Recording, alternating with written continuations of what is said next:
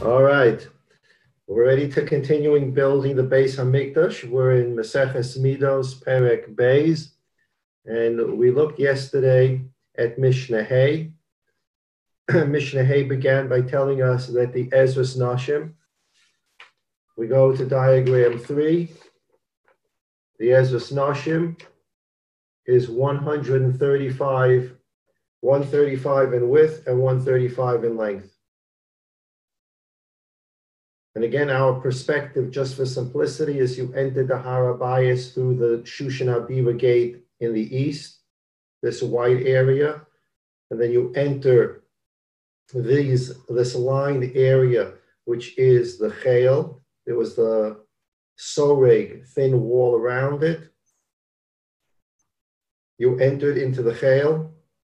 You then entered into the Ezras Nashim. You came to the 15 steps. And then you entered Shar Nikanor, you came to the Ezras Yisrael. And we're going to move into the Ezras Yisrael B'li Neder today. But I'm emphasizing again, I know I keep on emphasizing this, but this is of critical importance, especially for what we're going to learn today. This Ezras Nashim is not part of the technical term Azora. This is the Azora, the second box. And in the Azora, there's the structure of the Ulam, the rectangular building, and the Heichal that has the Shulchan, the Menorah, the Mizbeach HaKtores for the incense, and behind the partition is the Oro. This structure is known as the Heichal. It's built inside the Azora. The Azora has an Ezras Nashim connected to it, and the whole structure is the Bais Hamikdash. Today's shir, before we go into the Mishnah, is dedicated Le'ilui Nishma Zavera Eta Bas Avrom, whose yard site it is today, courtesy of the Leshen family. I'd also like to mention that the shir should be an Ilu Neshama for Amit Ben Yigal, the soldier who was unfortunately murdered yesterday. He should have an Ilu Neshama, and his family should have an Achama. So this is the white part on the outside is Har HaBayis. Ezras Nashim, Azora. In the Azora is the Heichal.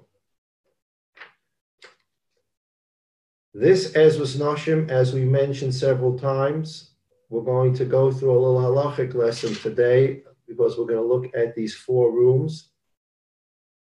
And one of these 4 rooms is the Lishkas Mitzororim. So we're going to get a halachic tour of what happens when a person's tameh and he wants to enter the Har HaBayis. How far can he go depending upon what his status is? Tameh, Tevul Yom, Mechusei Kippurim. The Mitzorah will give us a lesson in that.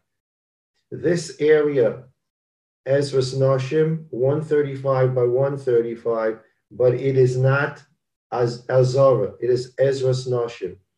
And that distinction is important because if this square structure of Ezras Nashim was not built, the ground underneath the Ezras Nashim is Machane Leviah.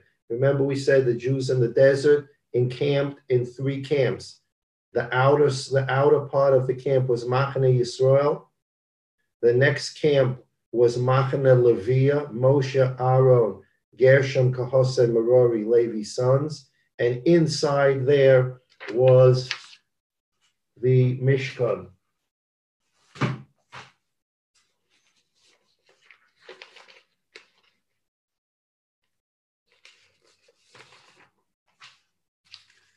This was our picture, was diagram 10. This is how the Jews camped in the desert. 3 Shvatim on each side, north, south, east, west. 3 Shvatim with their flags. That's Machane Yisrael, this outer camp. If we transpose this into the city of Jerusalem, which is what Chazal require us to do, this outer camp of the 12 tribes is the equivalent of entering the wall of Yerushalayim. as soon as you enter the wall of Yerushalayim, but before you get to the wall of the Har HaBayis, it's as if you're walking inside the camp of the 12 tribes. Inside the wall of Yerushalayim, but outside the wall of the Har HaBayis, you're in Machane Yisrael. If you walk to the wall of the Har HaBayis and you enter the Har HaBayis, let's say through Shushan Habira in the east, you are now in the inner camp where the Leviim were posted. Moshe, Aaron, and his sons on one side, Gershom, Kahos, Merari, the other three sides, the Leviim Machane. And in the middle of the Leviim Machane is the Mishkan. That Mishkan is called Machane Shechina, and Machane Shechina would be on diagram 3, right here, this whole box.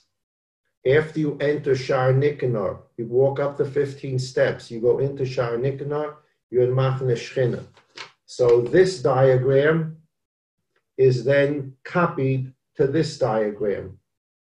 This diagram shows the 12 tribes, which is Machane Yisrael, and that is walking into the city of Yerushalayim. If you walk further in and you get to where the Leviim were living, that's Machane Leviah, and that's the equivalent of entering the Har HaBayis, the white area.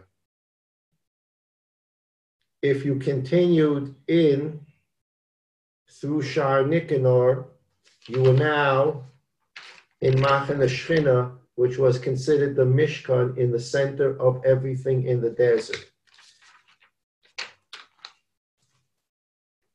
This Ezras Nashim is part of the Levium camp. It's part of Har HaBayis Kedusha. Shechina Kedusha, the third camp, which was represented by the Mishkan, does not begin until you walk through the door at Shar Nikanor. So this, biblically, the Ezras Nashim is sitting on Machane Leviah. Therefore, biblically, a person who's became Tomei through coming into contact with a dead body can actually walk into the Ezras Nashim. He can't walk into Shar Nikanor, because that's now the Azorah. The Azorah is Machane Shechina. This is Machane Shechina. But he's allowed to walk in here. Midrabanan, as rabbinic law, because they built this Ezras Nashim connected to the Azorah, they gave us a higher level Kedusha, and a Tomei Mace cannot enter the Ezras Nashim. In fact, a Tomei Mace could not even enter the Chayil, that small area around the wall.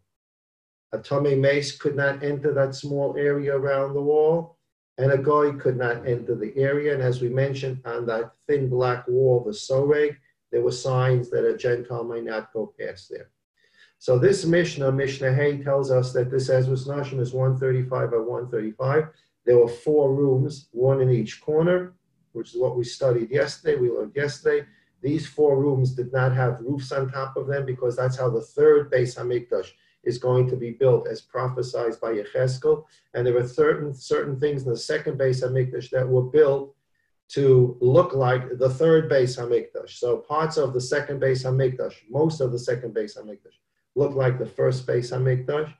There were parts that were made to look like the third Bais Hamikdash. And this is one of them. The 4 rooms in the Ezras Nashim have no roofs. We looked at diagram 1 yesterday, and I have handwritten in, as I showed yesterday, the 4 rooms. The Mishnah says in Perek Beis Mishnah Hay, we're on page 37 of our Mishnayos. Deromis Mizrachis Hilishkas Hanazirim, southeast, the southeast corner of the Ezras Nashim was the room for Nazirim. That's where the Nazirim would take their haircut. That's where part of the korban that a Nazir had to bring was cooked. That's the room of Nazirim. And we talked about that yesterday. Mizrachis Sephonis, northeast, right here, is Lishkas HaEtzim. That's the room of wood. That's the room, the Mishnah says, Shasham HaKohanim Bali Mumin Masliim Ha'etzim. That's the room where Kohen who has a mum, he has a blemish, and he can't serve, he can't bring karbanos, he can't do the actual avoda in the Bais Hamikdash. Nevertheless, they gave them something in the Bais Hamikdash to do because they are Kohanim, and they would be in the Lishkas Ha'etzim, and they would check the wood. The special wood that needed to go on the Mizbeach to consume the karbanos had to be inspected to make sure there were no worms in the wood. And Kol Eich Shenimtza Bo Tolas Posel Me'al Mizbeach. A wood, piece of wood that they found a worm in, the piece of wood could not be used on the Mizbeach. It could be used for other things. It could be used to create a fire in the Bais Hamoked where the Kohanim would warm themselves. As we mentioned, the floor was cold, obviously. It could be used in the Lishkas Osei Chavitim, where they had to make the Chavitim mincha for the Kohen Gadol every day, and they needed a fire for that. So it can be used for different fires in the Bais Hamikdash, even if it had a worm in it, but it couldn't go on the Mizbeach, and the inspection was done by a Kohen who's a Baal Mum in this Lishkas Ha'etzim, which is northeast. I want to stop now about this and talk about this Lishkas Ha'etzim, which we mentioned briefly yesterday. According to the Gemara in Yuma, and Daf Nun Daled, Nun Gimel Amud Beis Nun Daled, there's a question of what happened to the Aron at the end of the first Bais Hamikdash. We didn't have the Aron in the second Bais Hamikdash. And as we mentioned on Yom Kippur, throughout the time of the second Bais Hamikdash, when the Kohen Gadol would go into the Kodesh Kadoshim on Yom Kippur, there was no Aron there at which he can offer the Ketores, the special Ketores. He offered it, the Gemara says, at the Even Shasiyah, the foundational rock of the world. That's the rock from which the Rebbe Shalom created the world. He started creating the world from there. I need to say something very carefully here. This is not the rock that existed and God created the world from that rock. God created the world yesh me'ayin. He created the world something from nothing. But as we learned in the Bereshit here, there's a pattern, a process of tohu vo chosher al pnei som ruach elokim achevas al pnei hamayim. The foundational stone of the Even Shasiyah was created by God, and that became the point, the jumpstart point for creating the rest of the world around it. And that Even Shasiyah, according to Rav Poskim, is what's under the dome of the rock. And again, as I mentioned, you learn Masechta Middos. If you accept that position, that the Even Shasiyah is under the dome of the rock, you can then measure out, because we're learning all the measurements in Masechta Middos, you can now measure out from the dome of the rock, east, west, south, north. You can figure out where the different parts of the Bais Hamikdash were. You can figure out where the Har HaBayis begins and where the Har HaBayis ends. Of course, there's a complication because the Har HaBayis in size was increased by Hordus when he became king. So what happened to the Aron? Why wasn't it there in the second Bais Hamikdash? There were 5 things missing in the second Bais Hamikdash. The Aron was one of them. What happened to it? So there is a machlokes in the Gemara. Some opinions say that it went, when Nebuchadnezzar destroyed the first Bais Hamikdash, it was taken by the Babylonians to Babel. The second opinion, and here there's an opinion in an opinion, there's a question as to what Reb Shimon Bar Yochai said about the Aron. According to one opinion, Reb Shimon Bar Yochai said that the Aron was buried at the end of the first Bais Hamikdash, when they realized, Yoshio HaMelech realized that there was imminently there was going to be a destruction of the Bais Hamikdash. He dug a tunnel under this Lishkas Ha'etzim, which is northeast in the Ezras Noshim. Lishkas Ha'etzim, northeast of the Ezras Noshim, that room where the Kohanim checked the wood, dug a tunnel underneath there, and the Aron was hidden in there, and they sealed it. And the Gemara, in fact, has a story about a Kohen who noticed the floor not being even we're talking about in the second Bais Hamikdash. A Kohen who was in the Lishkas Eitzim doing his work with the wood was looking at the floor, and he noticed part of the floor, one of the pieces of marble in the floor was not exactly level, and he came to the conclusion that he wanted to inspect what was going on there, and he didn't get a chance to do it, shall we say, because he told he wanted to tell another Kohen about it, but this is a secret place that we're not supposed to know about, and therefore he was not able to communicate this information to others. But so that's the Kabbalah, at least according to Shim Bar Yochai, that the Aron is in a tunnel hidden under that Lishkas Ha'etzim. So that's 2 out of the 4. Tzfonis Ma'aravis, northwest, we have Lishkas HaMetzoraim. Northwest,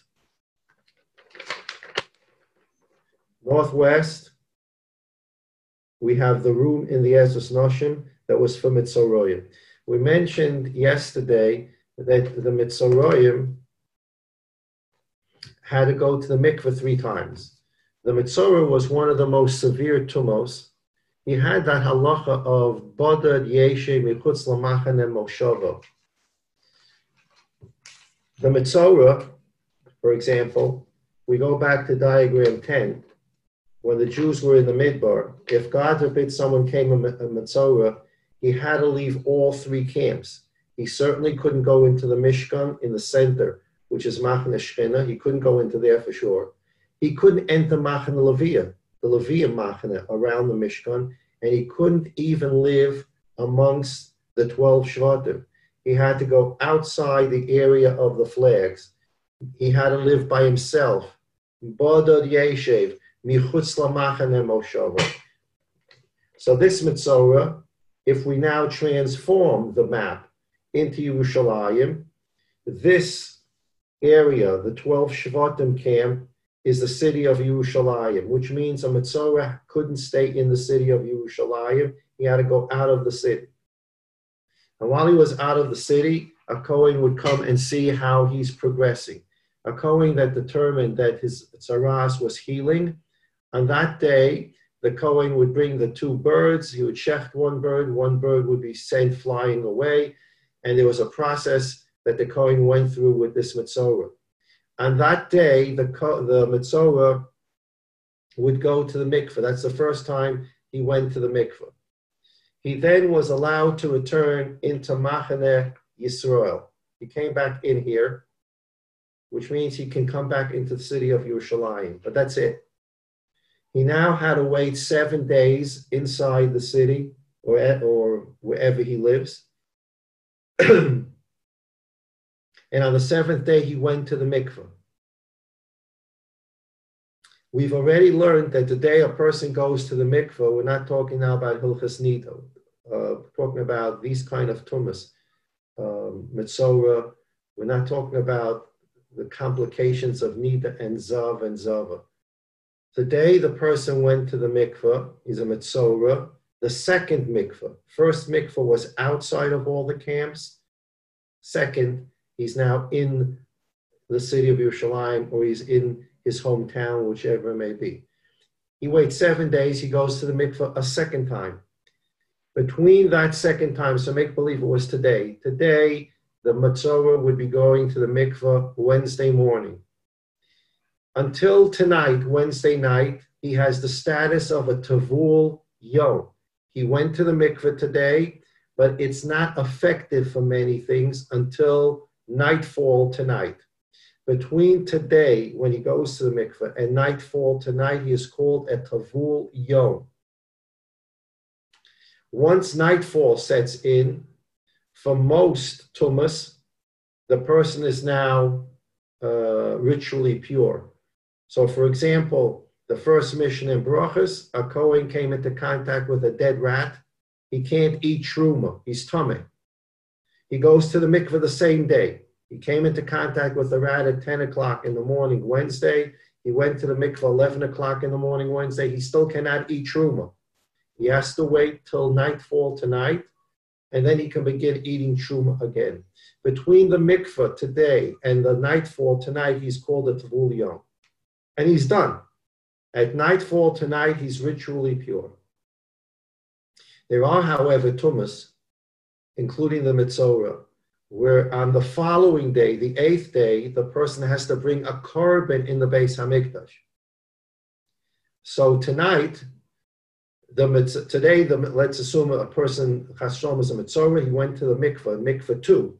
Today, between now and tonight, he's a Tavul Yom, he has the status of Tavul Yom, but he cannot go into the Bais Hamikdash tonight because he still has to bring a korban tomorrow. When he brings that korban tomorrow, then he's Tahor. Between tonight and tomorrow morning, he's called a Mechusa Kippurim. He still lacks his korban. So now let's go back to the Mitzorah. The Kohen went out and checked him and found that his tzaras was healing. He went to the mikveh 1. He came back into the city, waited 7 days, and went to mikveh 2. Between mikveh 2 and the nightfall of that night, he's a Tavul Yom. Between nightfall tonight and tomorrow, when he brings his korban, he's called a Mechusa Kippurim. Then he brings his korban tomorrow, and now he's ritually pure. He's going to go to the mikveh a 3rd time tomorrow morning, bring his korban, and then he can go into the Bais Hamikdash to the points where a person's allowed to go. So he starts as a Mitzorah outside 3 camps. When he's healing, he's toivel once. We call it mikveh 1. Then he goes into wherever he lives, whatever the halachas there are, but he's allowed to return. At the end of 7 days, he goes to the mikveh a 2nd time, and his status hasn't drastically changed until nightfall that night. And then between the morning of Tevilah 2 and nighttime, he's a Tavul Yom. Between tonight and tomorrow morning, he's now a Mechusa Kippurim. Once nightfall fell, he's moved up a step. He's not a Tavul Yom. He's had the nightfall. Now he's just missing a korban, Mechusa Kippurim. Tomorrow, the 8th day, he go to mikveh 3, and then he brings his korban and is ritually pure. Mikveh 3 is what the Mishnah is describing. The Mishnah says, again looking at diagram 1, the Mishnah says that Tzvonis Maravis, northwest was Lishkas HaMetzoraim.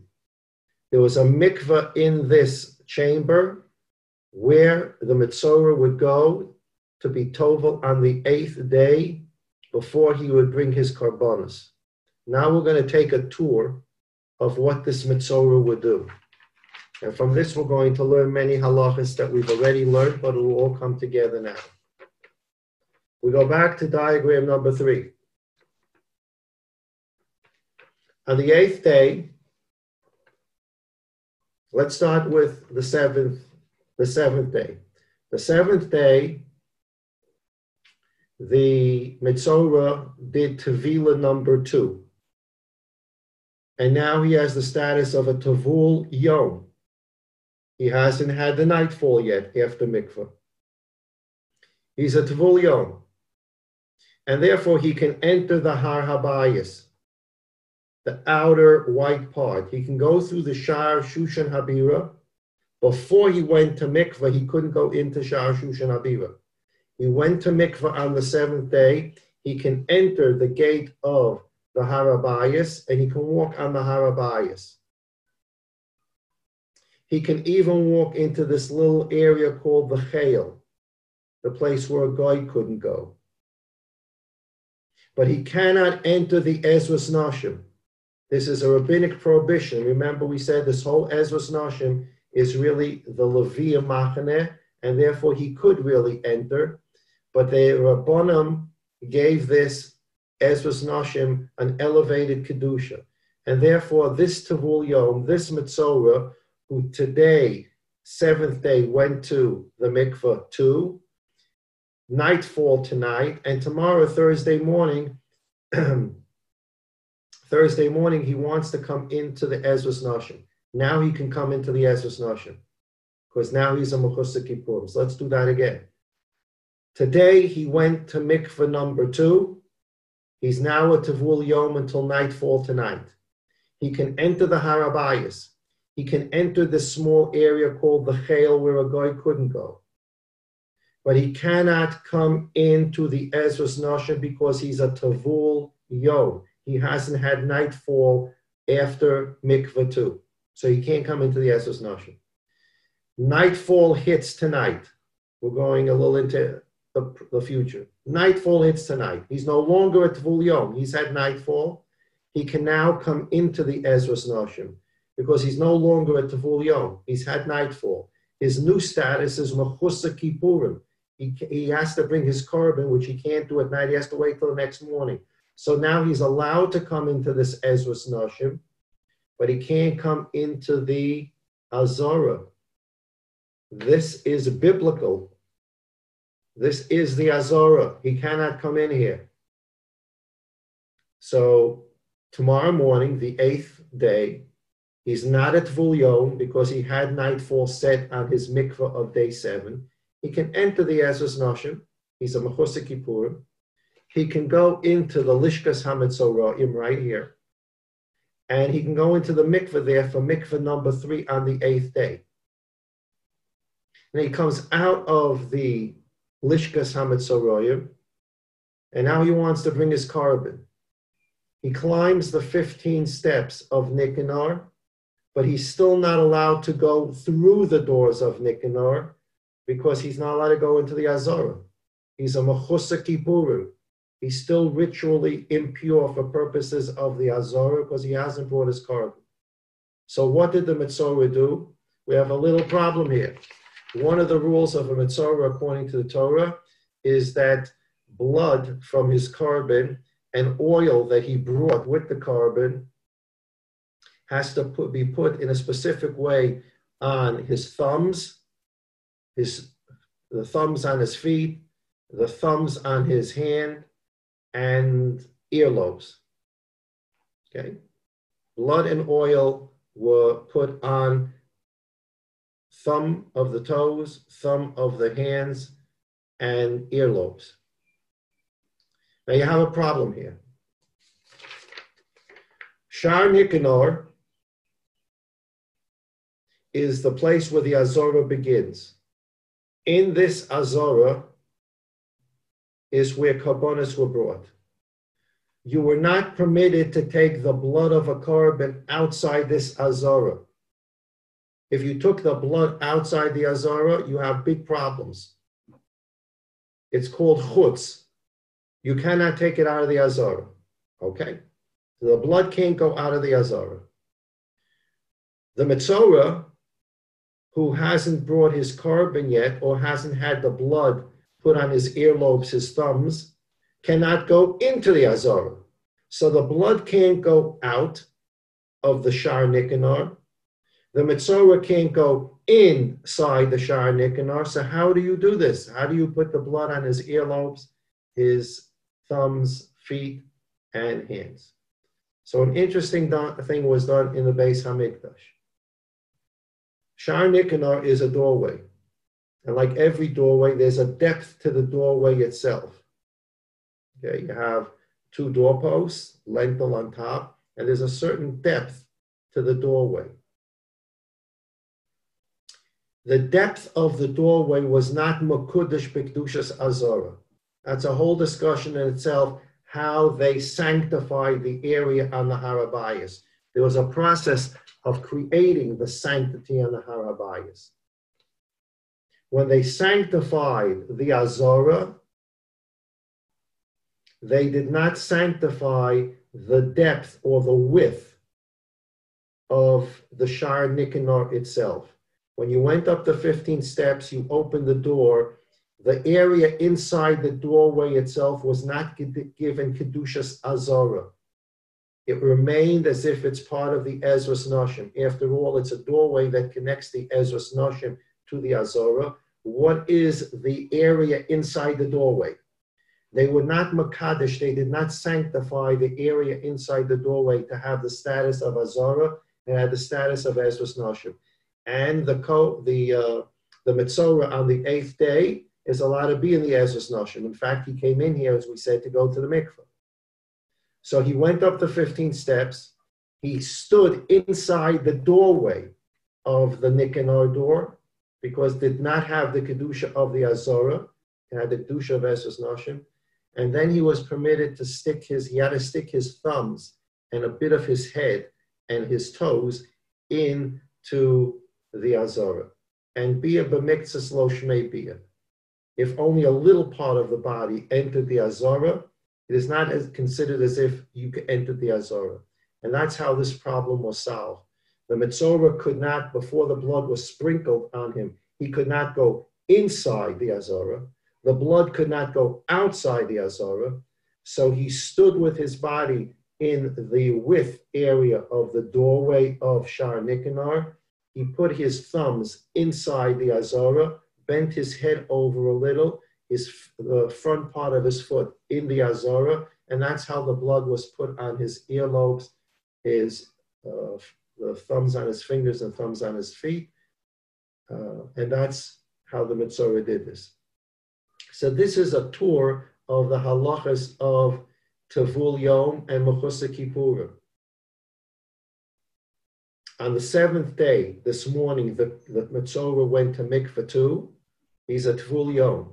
Once he's a Tavul Yom, he can come onto the Har HaBayis. Before he went to mikveh too, he could not come onto Har HaBayis. He went to mikveh too on the 7th day. After he came back, he can go onto the Har HaBayis, he can go into the Chel. He went to mikveh, but he can't go into the Ezras Noshim because he's a Tavul Yom. He went to the mikveh, but sunset, the nightfall did not occur.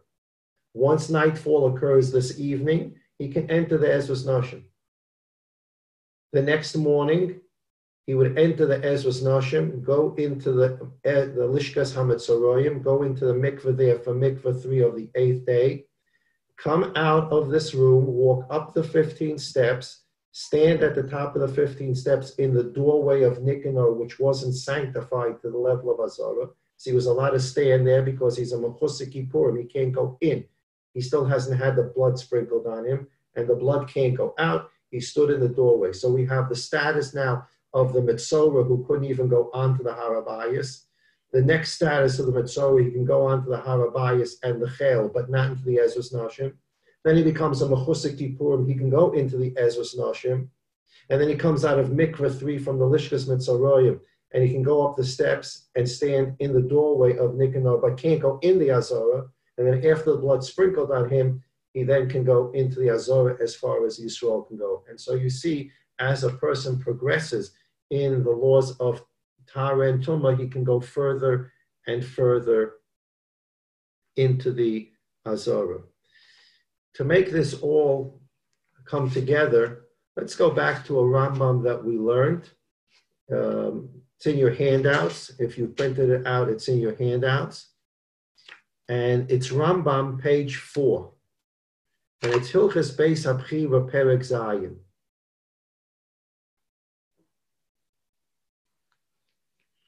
And Perek Zayin Halacha Tesvav, the Rambam says, it's page 4 of the Rambam handout. Har HaBayis Mekudesh Mimenu Shein Zavin B'Zavin Nidos V'Yoldos Nefnosim L'Shon. Har HaBayis,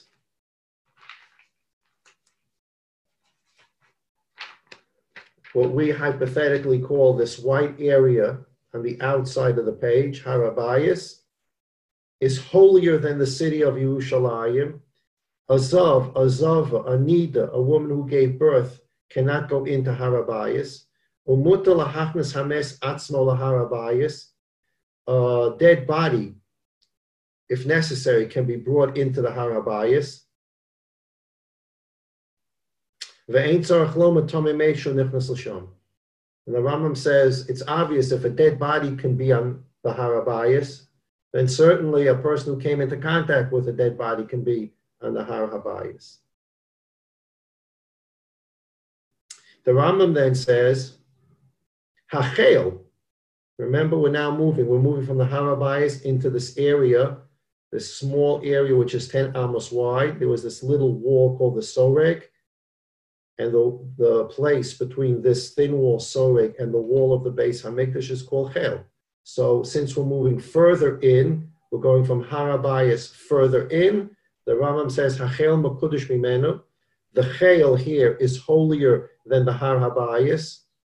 She'ein akum atamimesu bol nida nichnasim l'sham.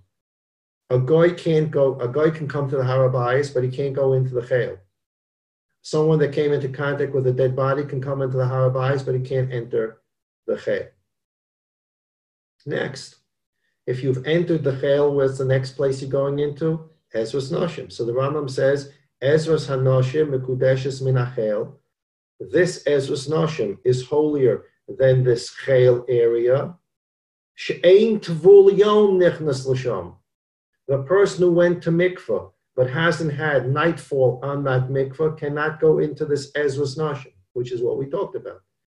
Mitzorah after Tvila 2, he needs nightfall. He can't come into the Ezras Noshim. He has the status of a Tvul Yom, and a Tvul Yom cannot come into the Ezras Noshim. Ve'isur zeh midavreim. This is a rabbinical prohibition.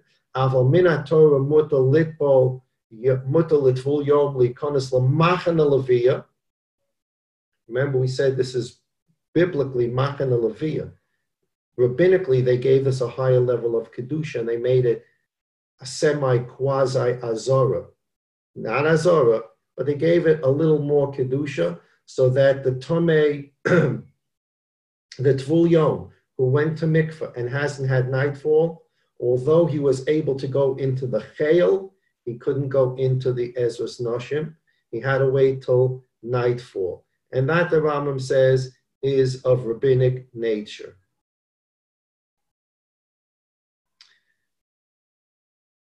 Ezras Yisrael, and then if you continue walking through the 15 steps and go through Shara Niknar, you're in Ezras Yisrael. And he says, Ezras Yisrael Mukudeshes Me Ezras Noshim. If you want to go into Nicanor through the doors, that's Azora. Into here is Azora. This is biblical Azora. And here the Rambam says it's holier than the Ezras Noshim. This is holier than this. How is it holier? She'ein mechusa kippurim nichnas l'sham. A person like the Metzorah on the 8th day, he's gone through the 7th day mikvah, he's had nightfall of that mikvah, he's the 8th day he went to mikvah. He still can't go into the Azorah because he's a mechusa kippurim. His korban hasn't been brought. He needs the blood sprinkled on him, and that's what we described was done at the door. And now the Rambam says, V'tomei shenichnas l'sham, a person who is tomei and intentionally enters here, not here. The Ezras Noshim is of rabbinic kedusha, otherwise it's machna leviyah. But this is biblical shchina. This is biblical azara. A person who's tomei that intentionally enters this area, he's chayav kares. There is where the heavenly death penalty comes in. So that's a tour through the Metzorah. When can he go to the Har HaBayis? When can he go to the Chel? When can he enter the Ezras Noshim? And when can he go into Sha'ar Nicanor? And when can he go through Sha'ar Nicanor? So it's a tour of all the halachas as we walk through the Bais Hamikdash. We go back to the Mishnah. We're on page 37. And we're going to the last room in the corner of the Ezras Noshim. And that, the Mishnah says on page 37, Tzfonis Maravis, northwest, the northwest corner of the Ezras Noshim. What room was there? There was a room there. Rebbe Eliezer ben Yaakov said, Shachachti ma hoisa mishameshes. I forgot what they did in that room. Abba Shaul tells us, Sham hayu nosnim yain v'shemen. That's the room. Okay. This is the room. That's the room.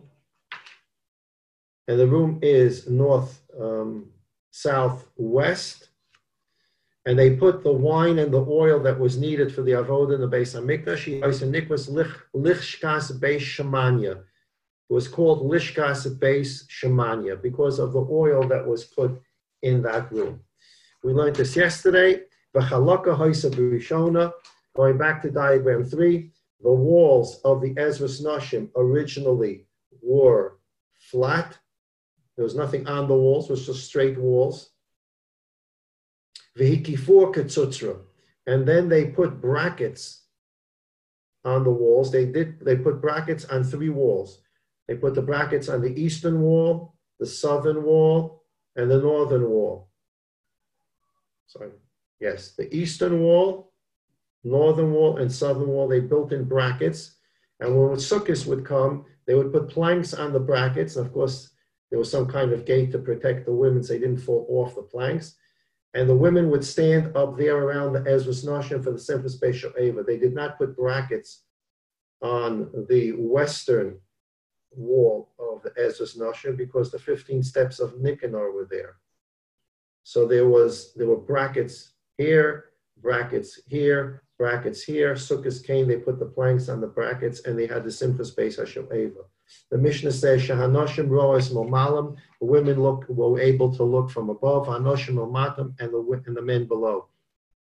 Kidei shelo yu mu'uravin, so that they wouldn't be mixed together in the Bais Hamikdash. So this, as we mentioned yesterday, this is our reference point for having separation in the Bais Hamikdash, and therefore separation in a shul. And from there are all kinds of halachic questions. Do you have to have separation, a machitza at a wedding? Do you have to have, etc.? All these kashas, these questions come up in the poskim.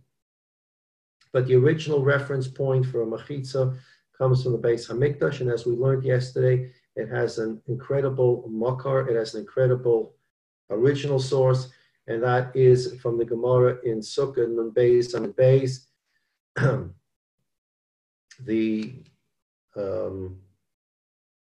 Nun Gimel and Aleph. I see a question about how the women get up to the balcony. There were staircases that allowed them to get up to the balcony.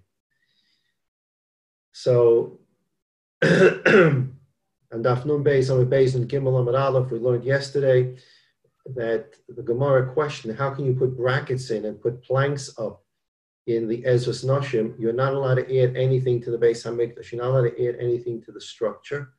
We learned that out from a pasuk, and the Gemara says that they were allowed to do it because they had another pasuk, and that has to do with that funeral in Yerushalayim for Mashiach ben Yosef. And as I said, we should all be mispalim bli neder today. I'll have it scanned and sent out to everybody so that you can see where the tefillah is in the Shmoneh Esrei. We can daven that HaKadosh Baruch Hu protect Mashiach ben Yosef from death. Mashiach ben Yosef, according to the Gemara, if he's killed in that war of Gog and Magog, that funeral will take place in Yerushalayim, and that funeral will have men and women sitting separately. That's a pasuk in Zechariah, it's a prophecy. The men and women will be sitting separately at that funeral. So the Gemara says the funeral, hopefully it doesn't have to happen, but this funeral of Mashiach ben Yosef is at a time of great sadness. It's not a time where people are thinking about doing things that they shouldn't be doing, men and women. There's a funeral going on. You're at the funeral. 1. And 2, at the point of that funeral, again, hopefully it doesn't occur, at the point of that funeral, there's no Yetzer Hara historically. The Rebbeinu Shalom is vanquished the world of the Yetzer Hara. So take those 2 factors. It's a sad moment. There's no Yetzer Hara. And the Zechariah says that men and women are sitting separate. Kal v'choma, certainly, at a time where there is a Yetzer Hara, and it's a joyous occasion, we need to keep men and women separately. So therefore, in the second Bais Hamikdash, I see, I think Yaakov Isaacson is going to post it, okay? I think that's what's coming up on the screen, the tefillah from Mashiach ben Yosef. So certainly we need to keep the men and women separate. So that's where this comes from. Now, according to the Mishnah says, Shelo yu mu'uravin, so that they wouldn't mix, which sounds like you need to have women on a balcony and men below. And that's it. Now, if you just put women on a balcony, the men can see the women can see the men. And this leads to halachic dispute between the poskim as to what a mechitza in a shul needs to be. I mentioned yesterday, I read Rabbi Yoshe Ber Soloveitchik once wrote that in the times of the very early Christians, they were Jews. Beards, payas, they dressed like Jews, except they believed in whatever shtuyot they believed in. But when you walked into a house of prayer, you didn't know if it was a Jewish house of prayer or a Christian house of prayer. The people looked the same. There was an Oren Kodesh, etc. Where was I? And Rabbi Yoshe Ber Soloveitchik says one of the things you were able to look at is to see if there was a partition or a balcony for the women.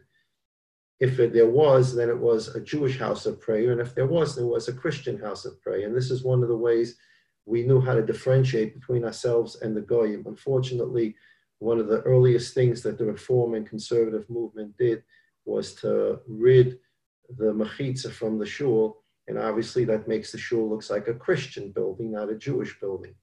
The question of how high a mechitza has to be in shul, all this comes from this sugya here of the simplest Bais HaShoeva and the women. How high the mechitza has to be is a subject of discussion amongst the poskim. Everybody knows that Rav Moshe Feinstein Zechron Tzaddik Livrocha wrote several tshuvas on how high a mechitza has to be and how it has to be built. The Satmar Rav Zechron Tzaddik Livrocha has his own shita. But the interesting question is, assuming you build a balcony and it's at the right height, but the women are on the balcony, you can see the women can see you, is that considered within the halacha? And there are many opinions dealing with that, including Rav Moshe and the Satmar Rav.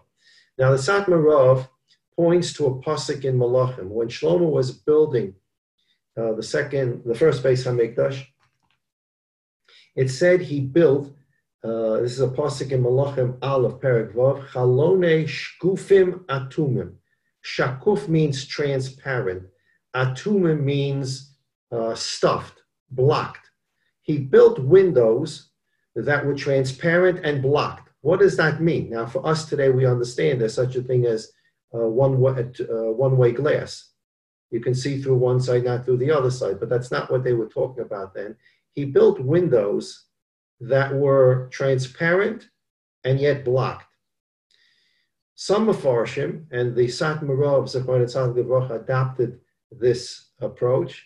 It means that these windows were transparent from one side, meaning the women were able to see the men, but they were blocked from the other side where the men could not really see the women. And according to a lot of Mefarshim, the way they built the balcony, again, they had the brackets, they put planks on the balcony, they put planks on the brackets, and then in front of those planks where the woman was standing, they built a wall. And the wall was made out of lattice work. We all know what lattice work is. And therefore, through this lattice work, the women were able to see down what was going on at the simplest Bais HaShoeva, but men looking up could not really see the women at all. So that's how many Mefarshim explain this shkufim atumim. It says Shlomo built these windows, shkufim atumim, transparent and blocked.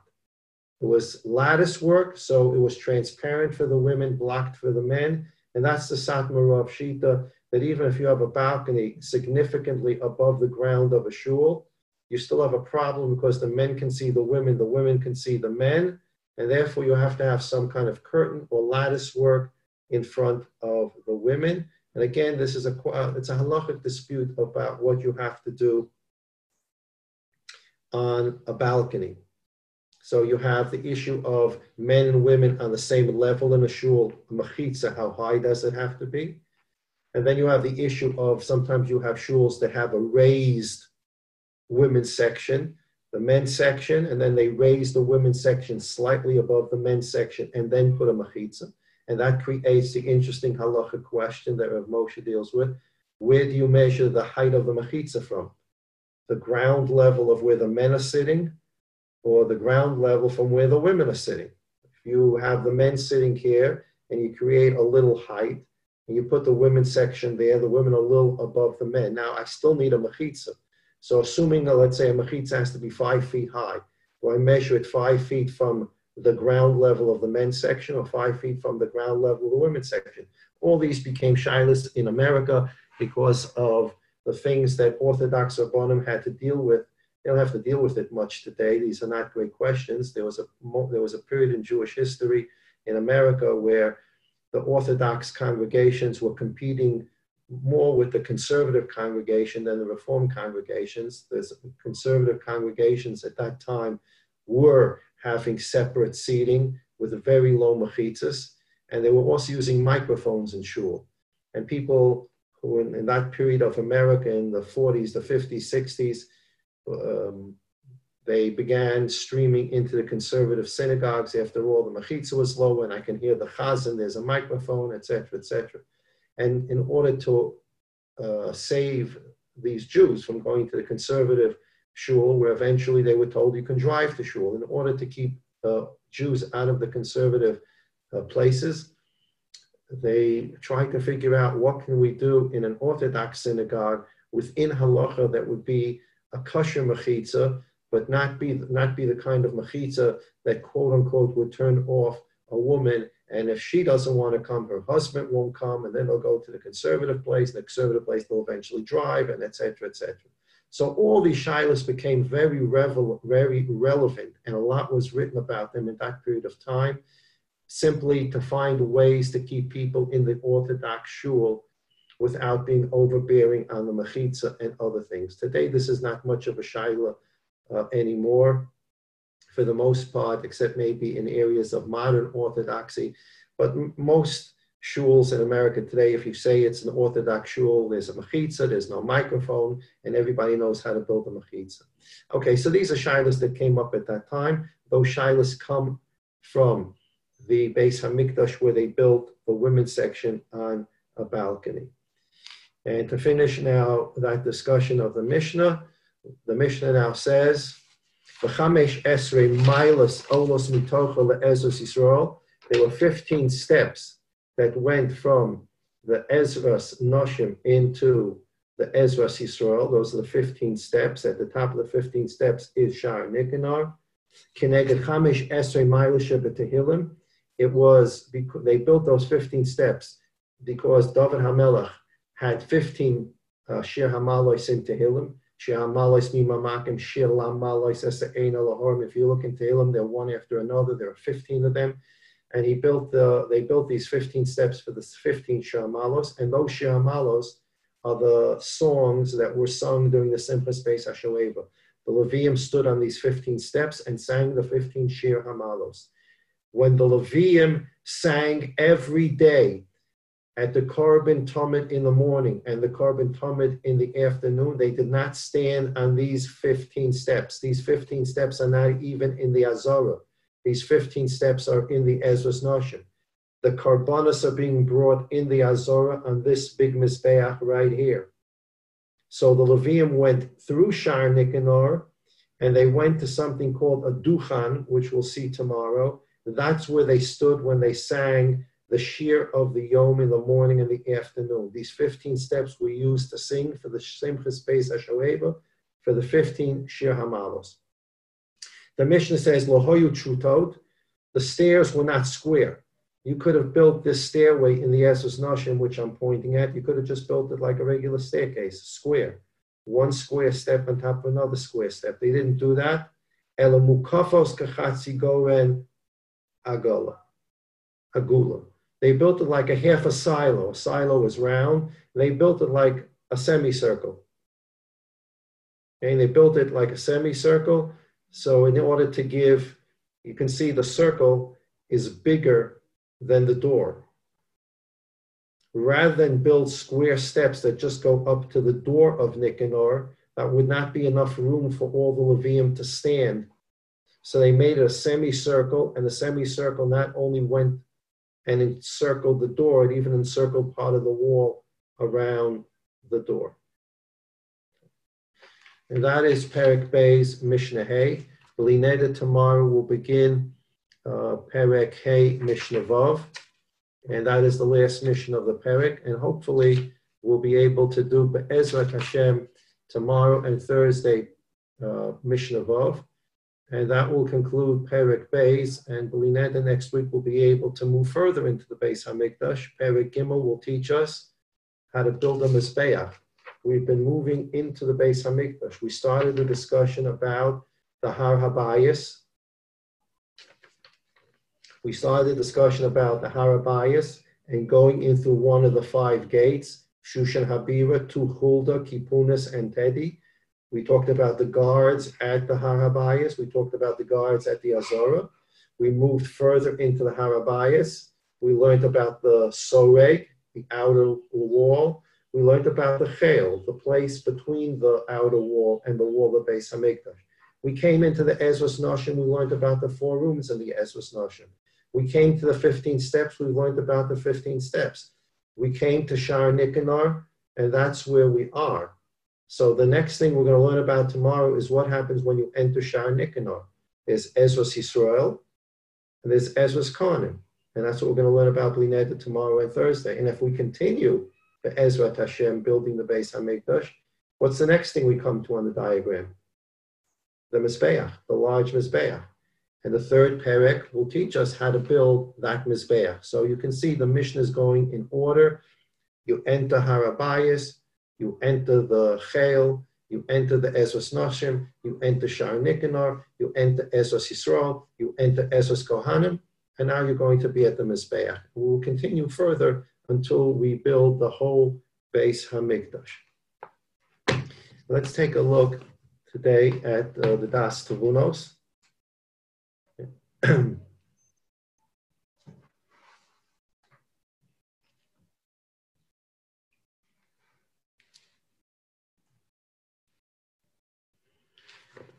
Before we go into the Das Tavunos, we usually do this at the end of Shir. I want to thank Shmuel Elowat, who started, it was his idea basically to begin the Zoom process with Masechta Middos, and he's been working diligently many hours on this each day. I want to thank Yaakov Isaac Sol, my son-in-law, who has involved himself in this wonderful project as well. And Levi Blumenfeld, who has spent hours and hours uploading the Shiurim onto the YouTube channel that Shmuel began so that people can watch the recording or review the recording. Levi Blumenfeld has spent many hours doing that. We want to thank that group for making this possible.